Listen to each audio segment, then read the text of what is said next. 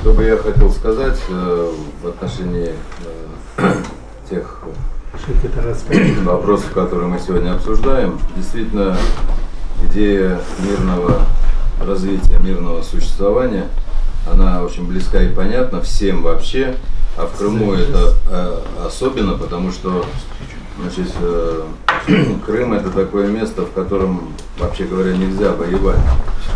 Если тут возникнут какие-то такие военные действия или вообще вражда, то просто-напросто Крым перестанет существовать. Об этом мы, как крымчане, исторически мы знаем, потому что Крым — это как корабль. То есть, если есть команда на корабле, она должна сделать все, чтобы корабль плыл правильно.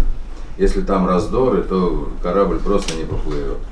И на сегодняшний день мы, конечно, вот изначально, и наша организация, мы изначально говорили о том, что главное — это мир, главное — это мирная возможность развития, сосуществования, поисков решений и так далее. Что любые вопросы можно решить, можно найти своих соратников, можно уговорить людей, которые имеют другое мнение, можно обсудить, можно найти пути развития, и можно все это делать.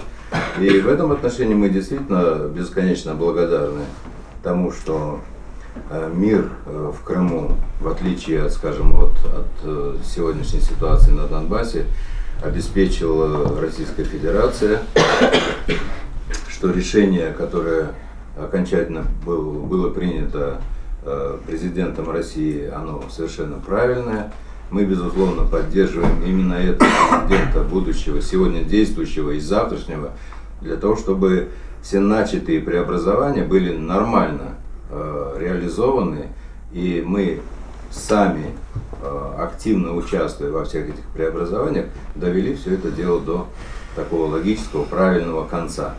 И я думаю, что это может быть только с нынешним президентом. Поэтому мы 13 января единодушно выразили это мнение. Сегодня мы должны подтверждать это. Сегодня мы должны активизировать нашу работу и сделать все для того, чтобы и в будущем все проблемы, которые на сегодняшний день еще остались в Крыму, чтобы они были решены. Но решить их можно только вот во главе с данным президентом.